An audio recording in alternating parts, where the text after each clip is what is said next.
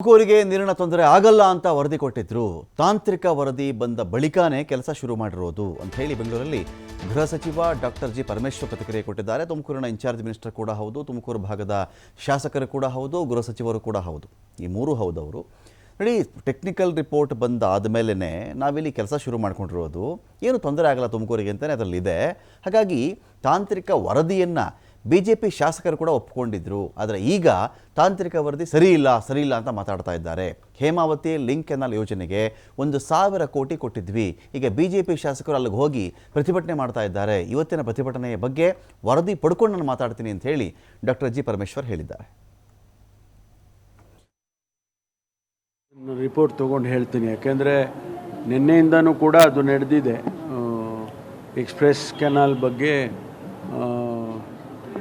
ಅವರು ನಿಲ್ಲಿಸಬೇಕು ಅಂತ ಹೇಳಿ BJPಯವರು ಮತ್ತು ಬೇರೆ ಬೇರೆ ರೈತ ಸಂಘದವರು ಅವರೆಲ್ಲ ಪ್ರೊಟೆಸ್ಟ್ ಮಾಡ್ತಾ ಇದ್ದಾರೆ.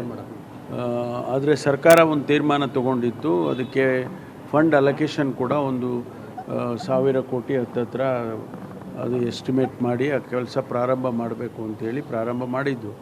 ಮಧ್ಯದಲ್ಲಿ ನಿಲ್ಲಿಸೋದಕ್ಕೆ ಇವರೆಲ್ಲ ಪ್ರೊಟೆಸ್ಟ್ ಮಾಡಿದರು ಅಂತ ನಿಲ್ಲಿಸಿತ್ತು. ಆದರೂ ಕೂಡ ಒಂದು ಟೆಕ್ನಿಕಲ್ ಕಮಿಟಿ ಮಾಡಿ ಆ ಕಮಿಟಿಯವರು ಕೂಡ ವರದಿ ಕೊಟ್ಟು ಇಲ್ಲ ಇದು ಮಾಡ್ಬೋದು, ಟೆಕ್ನಿಕಲಿ ಯಾವುದೇ ತೊಂದರೆ ಆಗೋದಿಲ್ಲ ಅಂತ ವರದಿ ಬಂದ ಮೇಲೆ ಕೆಲಸ ಪ್ರಾರಂಭ ಮಾಡೋದಕ್ಕೆ ಆದೇಶ ಕೊಟ್ಟಿತ್ತು. ಈಗ ಮತ್ತೆ ಅವರು ಪ್ರೊಟೆಸ್ಟ್ ಮಾಡಿದ್ದಾರೆ. ಅದನ್ನು ನಾನೀಗ ಏನು ವರದಿ ತಗೊಂಡು ಆನಂತರ ತಿಳಿಸ್ತೀನಿ. ಟೆಕ್ನಿಕಲಿ ಆಗೋದಿಲ್ಲ ಅಂತ ವರದಿ ಕೊಟ್ಟಿದ್ದಾರೆ.